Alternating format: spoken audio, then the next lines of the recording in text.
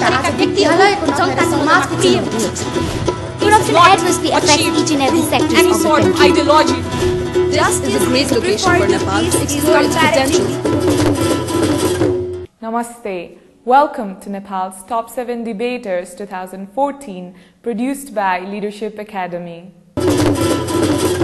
In today's episode, we are featuring the journey from competition to the final round of the winner of Nepal's Top 7 Debaters 2014, Category 2, Grade 7, 8 and 9 English Language, Miss Aryama Upreti of Grade 9 from N.K. Singh Memorial EPS School.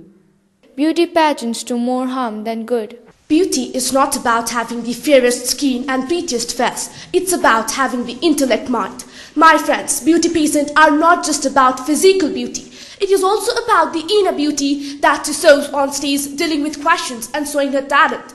And not just any woman who thinks that she is good looking can compete. She is required to be a potential role model. This means ambition, goals, positive personality, intellectuality of women are just in a pageant. Let me give you an example. Heather Whitestone, winner of Miss America 1995, is the first deaf woman with physical disability to win such pageant because of her inner beauty. Therefore, it's senseless to argue such pageants are bad, saying only physical attributes are just in a pageant. Similarly, next point. Presenting yourself flawlessly in front of others will boost up your confidence. And this confidence is very important to get success in every field. Let me give you an example of the winners of beauty pageants like Oprah Winfrey. She is a winner of Miss Black Tennessee in 1971. She is a famous television talk show host and her show became the highest rated talk show. Next, Aishwarya Rai, Miss World 1994, is best known as the international film superstar and is successful in her career. Therefore, winners of beauty pageants are intelligent women who have confidence and get success in the field they choose. Now, my last attempt is to justify you that how the world has been viewing such pageants. Miss World, Miss Universe, Miss International and Miss Earth are 4 big beauty pageants which have been started since 1950s. If you see in Wikipedia, you can see that beauty pageants are not based on looks alone. Contestants have to show intelligence too. The ultimate goal of such pageants are to promote world peace and goodwill, which are beneficiary for whole world. Similarly, such pageants are in practice for many years by majority of the countries. If it would have harmed women, then these countries would already have banned it. Therefore, beauty pageants do more good than harm. Thank you. I'd like to tell all of you that you did very well today for our first competition round. And it just shows that in 3 years of conducting the debate, it's just got better. Most of you were off the topic.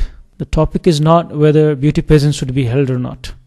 The topic is whether a beauty pageant does harm to the participants or does it do good to the participant. So when you debate, you always have to be very careful with the topic, right? Topic could always be tricky when it's on a national level competition. But because most of you made the same mistake, it goes for all of you. I would think most of you have done very well, except for some of you whom it looked like you had mugged up the contents. And when you forget, then it shows up. And 2 or 3 of you did counter argument most of the time, which is the best part of any debate. Right? You could come prepared, that's one thing, but you could spend your entire debating time just on arguing against your contestants, and that has the highest markup. Really impressed by all of you. The objectification of women is a topic I really care about, so I was really excited to hear your thoughts on it, and I could tell that a lot of you had really connected with the issue and thought through it. So I was really impressed by the maturity and the level of analysis that you guys displayed when you were looking at the issue and the individual impact it had on both the contestants and the viewers, but also on more systemic issues and as the world and society as a whole. So that was really great because you were doing a multi-level analysis as part of your debate. So I was really impressed by that. And then also the fact that you pulled in and more importantly cited a lot of statistics and examples to support your arguments was also a really strong feature. Most of you were a bit off topic, definitely, but however, your understanding, the arguments you presented were very well structured. it was researched and properly grounded. Debate's all about facts than fiction. And here, all of the contestants presented a lot of facts which needed a lot of research. So it really has taken your debate, your arguments a level up. You had really good points, but if the judges cannot understand what you're saying, it's difficult for us to mark you. So probably that would lead to losing points. So please keep in mind that you present the points in such a manner that the judges can comprehend what you're actually trying to say. Overall, the performance was amazing. Outstanding job.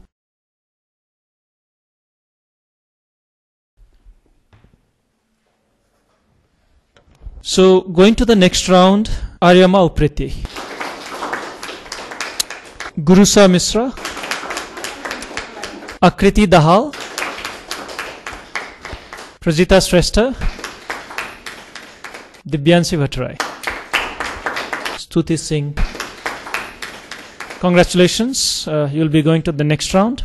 INGOs in Nepal have done more harm than good. INGOs have been playing a major role for sustainable development. So I believe that it's a false allegation to say INGOs in Nepal do harm our country. INGOs cannot be established with government permissions. They need to evaluate their capability to support Nepal development project. According to the Local Governance Act 1999, INGOs which want to implement development projects at local level need to take permission from all concerned DDC, VDC and municipality. So when INGOs go through all this government channel before they function, how can we say they will do harm? If they are harmful, then they will not get the approval. INGOs are there for development assistance. They have been working in remote parts and in urban areas of Nepal and have been providing valuable support to nation's development. They have been working to improve the situation of water, sanitation, climate change, environment, gender, media, education, health and other issues of people with disabilities or human rights. In the interview with New Spotlight magazine on 6 August 2012, Balananda Paudel, Secretary Ministry of Children, Women and Social Welfare at that time, stated that government view INGOs as the arms to carry mandate of government. He also stated that INGOs works on those issues in which our government has not yet reached. My friends, INGOs work in stakeholders like government and NGOs which work under the mandate of government to provide support to the national government development.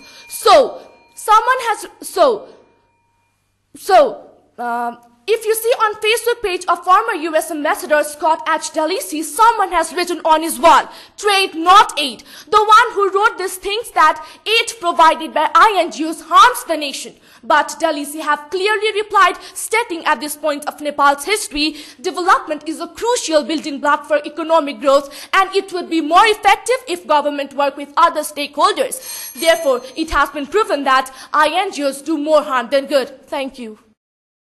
The competition in the first competition round was about, who is better, and I think today I felt you're competing the other way around. Most of you took retakes, and that's a problem when you mug up a debate. And I had told last time also, please don't mug up a debate, right? Second thing is get your data and facts right. Most of you quoted different numbers for the same content. A couple of logics were out of place. It's not a very difficult topic. Actually, it's a very easy topic to debate either for the motion or even against the motion. First, I want to congratulate all of you. It was interesting to hear your arguments, and you definitely had my attention. Just going on from what Santosh suggested, I think what would be really helpful is to give more concrete examples of what you're describing. So what are the ways in which they've done harm or the ways in which they've done good? Give us some concrete stories or examples, and as well as more statistics that back the facts that you're presenting. I think that would be really helpful. We finished off with Aryama, so I think, overall, really good energy. I think you were the most energetic of all of them. My dear opponent friend, you all are saying INGOs do harm because you are questioning on their accountability and transparency. Let me give you an example. How many government organizations are so accountable and transparent in their work? Do you find any government agency without being corrupted? Obviously not. If you go to courts of Nepal, you can see how corruption is rampant and how public are suffering. Does this mean the courts of Nepal harms our country? Obviously not. Court itself is not bad, but the system may have been corrupted and needed to be corrected. Similarly, in case of INGOs, people have been criticizing INGOs for transparency and accountability, but this has not been proved. Social Welfare Council as the centralized unit of country which keep track of INGOs and their functions. They do midterm evaluation monitoring of their works.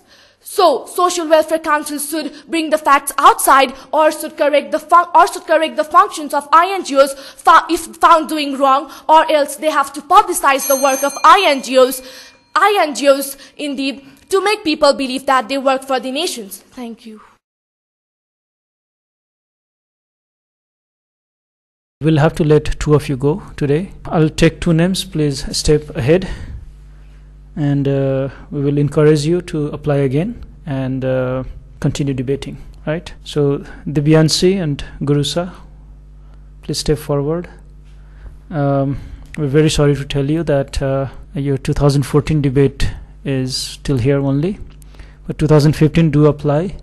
Basic military training should be compulsory after high school. I would like to start with my first argument. Compulsory military training will be against democratic ethos. In democratic countries, people are free to choose their own professions. Compulsory in respect of military training would be against democratic ethos. In the article of Himalayan Times on 27 December 2013, former Major General B.A. Kumar Sharma stated that compulsory military training is against fundamental right enshrined in Constitution. So with our democratic values, it is undesirable. Second argument, compulsory military training are not financially viable in our country. According to Population Census 2011, 338,716 youth had attained 18 years of age. Nobody of us have ever calculated how much money does the state have to spend to provide military training to all these youth. The same articles of Himalayan Times have clearly highlighted that if compulsory military training is adopted, it will have perverse impact on Nepal's economy.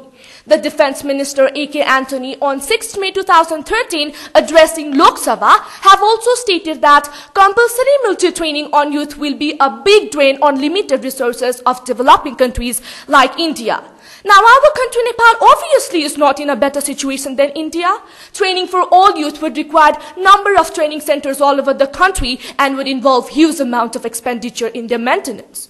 So with our socio-economical and political condition, it is highly undesirable. Third argument. We are not in a similar situation like North Korea, South Korea and Israel. My friends, there are almost 24 countries including North Korea, South Korea and Israel which have compulsory military training. The first two countries stated above are officially at war since 1953 and Israel is under a constant threat from neighboring nations. Do you think our country Nepal is on such a similar situation? Obviously not. It has been also said by UCP and MIAS during first phase of peace talk to reduce army's strength by 10,000, arguing that it did not have to fight battle against any nation. In fact, the statement is so true. We already have approximately 95,000 active armed personnel. We don't need more. Last argument. If young people know how to handle weapons, it would be dangerous for a nation. If they are exploited by vested interest, then they would become more dangerous terrorists. We have seen such a brutal act of military personnel in Nepal, which have already led to murder and mass murder.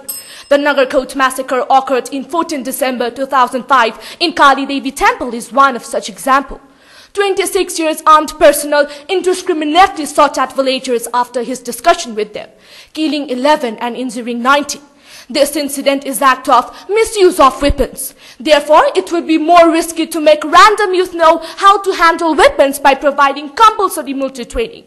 So, from all this argument, it can definitely be said that basic military training should not be compulsory after high schools in Nepal. Thank you.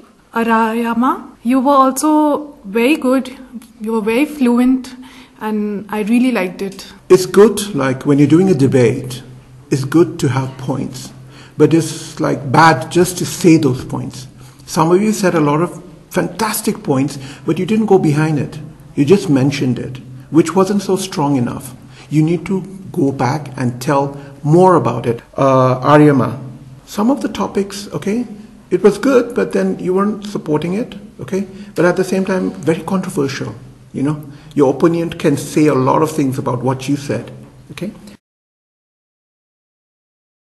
My dear friends, all people are not built for fighting in war environment. Why should an athletic mind and scientific mind die fighting for people? He or she could help nation develop in scientific arena, sports or any other. My friends, you are supporting compulsory military training because you focus on civic duty and discipline. But my point is that only by getting compulsory military training, it cannot be said that civic duty is fulfilled. For a nation to get developed and recognized in the world, various sectors need to be developed and civilians must contribute on their sectors of interest and perform their duty. If we make compulsory military training, it will have great impact on education and youth career. For example, see how Nepal's cricket team made us feel proud and recognized in the world. If these youth were taken to military force, will we be able to get this recognition? Obviously not. And this would have been greater loss to our small country Nepal, which have been struggling for its recognition in the world. Lastly, it takes a special person to perform military mission. Not anyone can do it. The military need to be strong, composed of dedicated servicemen and women who wants the job to be done. Therefore, advocating for compulsory military training is worthless. Thank you.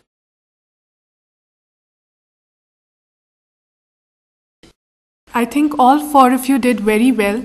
A lot of hard work was put in. After a lot of thinking, I think Stuti Singh for the next round and Aryama Upreti for the next round. Government should prioritize agriculture over remittance economy. Let me begin with the principle of priority, which states that you must know the differences between what is urgent and what is important, and you must do what is important first. Said by Stephen Pressfield. Here, what I'm saying is prioritizing remittance is important because the capital brought from remittance can be used as an investment for agriculture and other sectors for long-term economic growth of Nepal. Preparing this debate not to be vague, I have concentrated my whole arguments on prioritizing remittance economy and how it can later be used in modernizing agriculture. I have not focused on other benefits of remittance. First argument. Agriculture today is just focused on household production and it has not been able to eliminate poverty and help to grow economy. Referring to the discussion paper of Samriddhi about commercialization of agriculture in Nepal states that Nepal is associated with low-level economic growth and has been characterized as a country of large portions of rural population, high poverty rate and subsistent agriculture. Over various levels, all these factors are interconnected.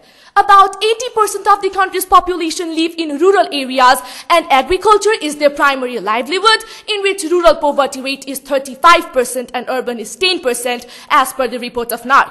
And this higher poverty rate in rural exists because the major means of livelihood in this area is agriculture. Now, my dear friend, you have been keep on saying that large portions of population is into agriculture. But let me make you clear, the large portion only grow for home consumption and the crops they grow are not even self-sufficient for themselves. Especially in mountain areas, those agriculture production meets food requirement for 3 to 8 months per year as per the report of NARC. Therefore, agriculture, which employs 2/3 of the country's labor force, has not been able to eliminate poverty and help to grow economy. Now, is it worth of advocating for prioritizing agriculture in this current scenario, or we have to have the long-term plans for boosting up this sector? Let me answer you. With the huge percentage of population living under poverty and social deprivation, poverty alleviation is the biggest long-term challenge for government. To meet this challenge, Nepal has to focus on achieving higher level of economic growth. The same discussion paper of Samriddhi states that currently the economy is largely remittance driven. Linking with my first argument, my second logic is that remittance income should be used as investment for modernizing and commercializing agriculture, which will give impact on economy on both micro and macro level. My friend, a person with good leadership to run the nation need to have good vision. You just need to open your eyes. I see the big picture of agricultural sector in Nepal when there will be capital investment in this sector. And when there will be capital investment in this sector. You just need to open your eyes. Now,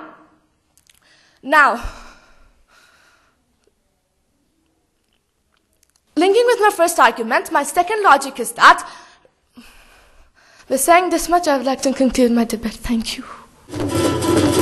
Let me focus again. Nepali agriculture has been suffering from years of underinvestment. Government investment in this sector has declined from 3.7% 10 years ago to 2.7% at present. Less than 0.4% of agriculture GDP has invested in research, and internationally it has been recommended to invest 1%. Bangladesh and India have allocated 6.2 and 6% of their total budget to this sector. In Nepal, significant amount of investment is needed for increasing productivity, developing rural roads, and adopting modern technologies. So my dear friend, realize the word priority and understand that it is just a matter of time to focus. So by saying this much, I would like to conclude. Thank you. Aryama, you were confused at the end, okay? But your content was okay. And when you present, your diction should match with your body language. Okay, whenever you say something, your body language and your voice should match the thing. And same thing, whenever you have arguments and facts, they should match each other. And you are asked for the second round, both of you. Okay, the second round was to counter the previous presentation. So you should better try on that. Good luck. For Aryama, I would say you were very spontaneous. Your argument was good, but again, you have to slow down a little. You can't really go really fast. Like both of them said, both of you were good, but both of you need to slow down. Both of you are running. You need to slow down. And then Aryama, you seem a little nervous, right? Don't be nervous. Just slow it down. If you slow it down, then just think. Just slow it down. That's it. And don't be nervous. Bajay bike is around, and best of luck for that. My dear friend, you have been keep on saying that priority should be given to agriculture. We have been giving that for more than 50 years. While preparing this debate, my father, who is 56 years, told me that he has been hearing agriculture is government priority since he was teen. Actually, he was right. If we see the history, agriculture has been given top priority in each budget and every 5-year plans for commercialization and modernization of this sector. But there is no major differences in result because we lack on capital investment, which includes both financial capital and technological capital. Therefore, today the money we are bringing from remittance should be used as a capital investment. My friend, do you know about agrarian structure of Nepal? Agrarian society refers to the society that depends upon agriculture as its primary economic activity. Nepal is agrarian society, but let me highlight, because of this, poverty of rural is 3 times than urban, which I have stated above. Do you know why? Because the agrarian society needs to be reformed, modernized, and commercialized. We are following traditional practices, so only prioritizing agriculture, we cannot achieve anything. Machines are not used for harvesting seeds and scattering crops. Male cows and buffaloes are used for ploughing fields, and most important, seeds are rarely used. Therefore, massive reform is need to be in agrarian society, which helps to commercialize agriculture. So, remittance. Government should prioritize agriculture remittance. Thank you. My dear friend, do you think agricultural sector is able to create employment? No, obviously not. Huge unemployment problems still exist in Nepal. At the same time, we can see that the number of people engaged in agriculture have been reduced. In 1991, it used to be 81%, but now it has been reduced to 65%. Why?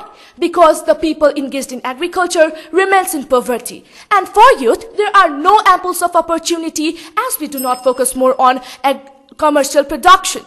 I have been keep on saying that remittance income is short-term income, but it is the income of great value today where we lack capital investment. Remittance income is just a ladder for our country for stable economic growth. Thank you. Aryama, you also had some arguments and facts in your content. Your language and expression was good, okay, but you always seem confused at the end. The way you conclude was very much confused, okay, and you also forgot to counter your opponent's point in the fourth round. But overall, you had put in a lot of effort, okay, it was good. Thank you. Aryama, I think you did a good job with the counterpart, but still there was something lacking over there. And you need to be a little more calm and subtle. Thank you. Alright, both of you are good again. Right? And then Aryama, I mean, you still need to slow down. Right? You're just going too fast. I mean, that's making you very nervous. I don't know what it is, but you need to slow down a little bit. But both of you were very good, and best of luck. Both of you are, I mean, coming to this point, you're already a winner. So best of luck.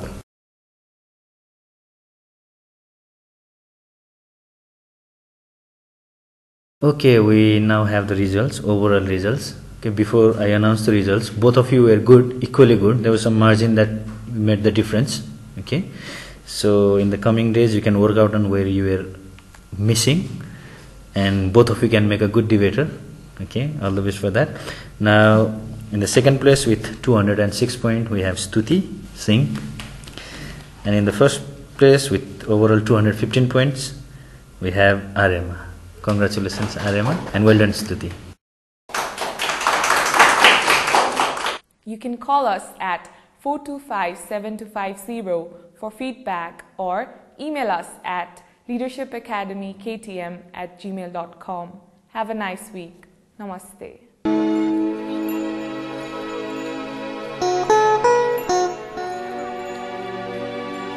Thank you.